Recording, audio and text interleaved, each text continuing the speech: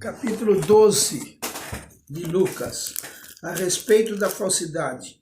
Milhares de pessoas se ajuntaram de tal maneira que umas pisavam as outras. Então Jesus disse primeiro aos discípulos: cuidado com o fermento dos fariseus, isto é, com a falsidade deles.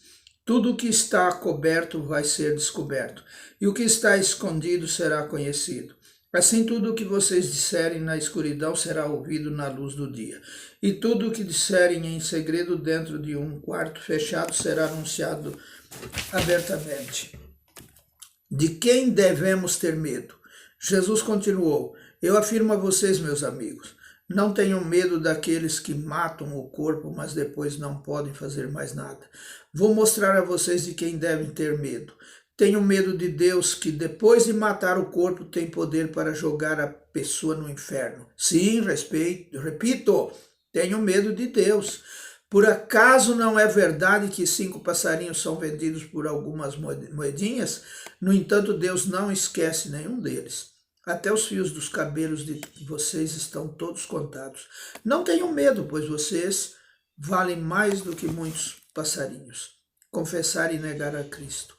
Jesus disse ainda: eu digo a vocês que se alguém afirmar publicamente que é meu, então o Filho do Homem também afirmará diante dos anjos de Deus que essa pessoa é dele. Mas aquele que disser publicamente que não é meu, o Filho do Homem também dirá diante dos anjos de Deus que essa pessoa não é dele.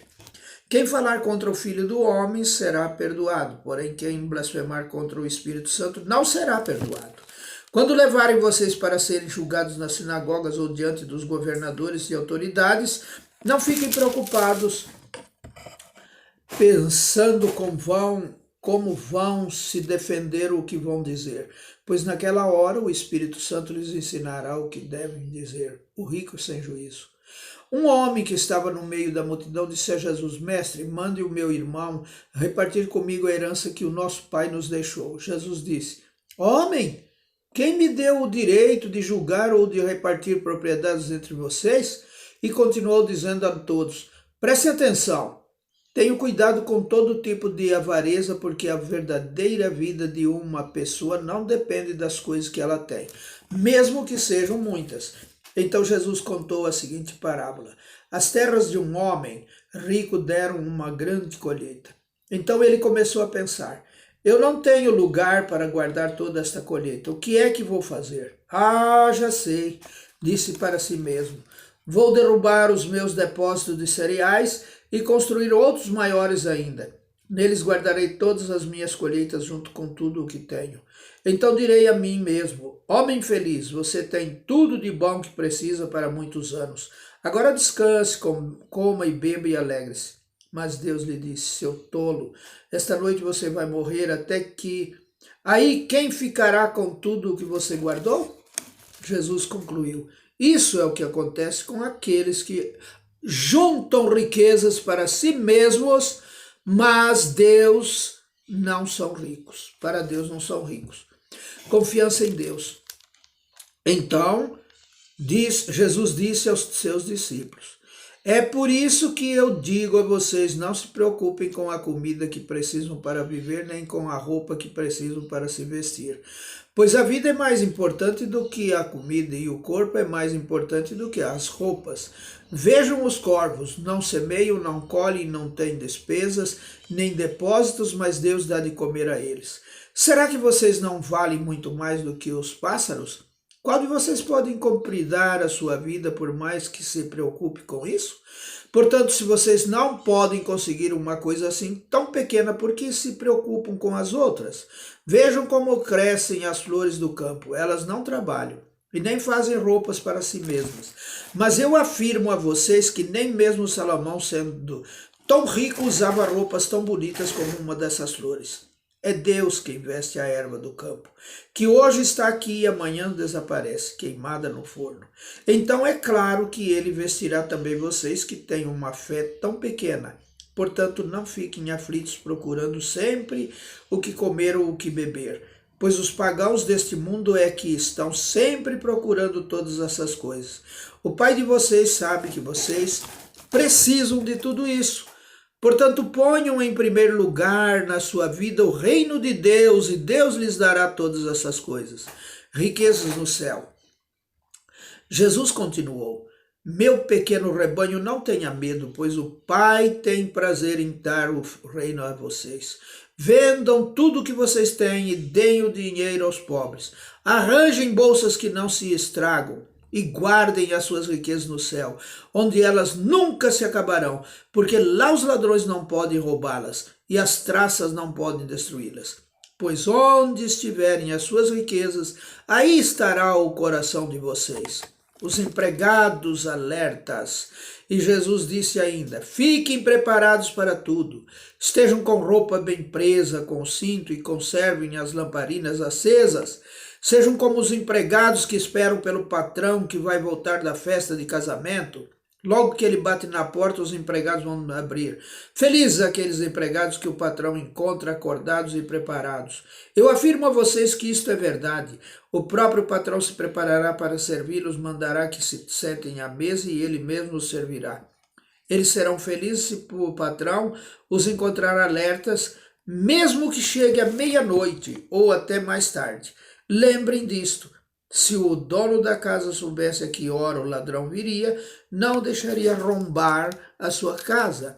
Vocês também fiquem alertas, porque o Filho do Homem vai chegar quando não estiverem esperando. O empregado fiel e o empregado infiel. Então Pedro perguntou: Senhor, essa parábola é só para nós ou é para todos? O Senhor respondeu: quem é então o empregado fiel e inteligente?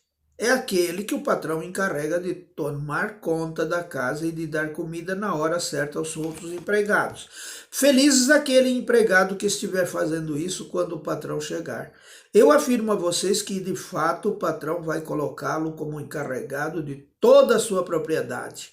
Mas imaginem o que acontecerá se aquele empregado pensar que o seu patrão está demorando muito para voltar.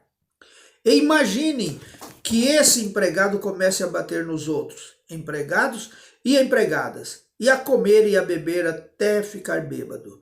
Então o patrão voltará no dia em que o empregado menos espera e na hora que ele não sabe. Aí o patrão mandará cortar o empregado em pedaços e o condenará a ir para o lugar aonde os desobedientes vão. O empregado que sabe qual é a vontade do patrão, mas não se prepara e não faz o que ele quer, será castigado com muitas chicotadas. Mas o empregado que não sabe o que o patrão quer e faz alguma coisa que merece castigo, esse empregado será castigado com poucas chicotadas. Assim será pedido muito de quem recebe muito, e daquele a quem muito é dado, muito mais será pedido. Divisão por causa de Jesus. Jesus continuou: eu vim para pôr fogo na terra, e como eu gostaria que ele já estivesse aceso. Tenho de receber um batismo, e como estou aflito até que isso aconteça. Vocês pensam que eu vim trazer paz ao mundo? Pois eu afirmo a vocês que não vim trazer paz, mas divisão. Porque daqui em diante uma família de 5 pessoas ficará dividida.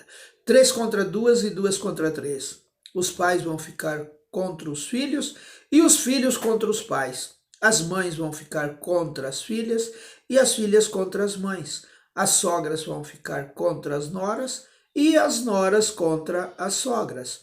Os sinais dos tempos. Jesus disse também ao povo: quando vocês vêem uma nuvem subindo no oeste, dizem logo: vai chover. E de fato chove. E quando sentem o vento sul soprando, dizem: vai fazer calor. E faz mesmo. Hipócritas! Vocês sabem explicar os sinais da terra e do céu, então por que não sabem explicar o que querem dizer os sinais desta época? A paz com o inimigo. E Jesus terminou dizendo: por que é que vocês mesmos não decidem qual é a maneira certa de agir? Se alguém fizer uma acusação contra você e levá-lo ao tribunal, faça o possível para resolver a questão enquanto ainda está no caminho com essa pessoa. Isso para que ela não o leve ao juízo, o juiz entregue ao guarda e o guarda ponha você na cadeia. Eu lhe afirmo que você não sairá dali enquanto não pagar a multa toda.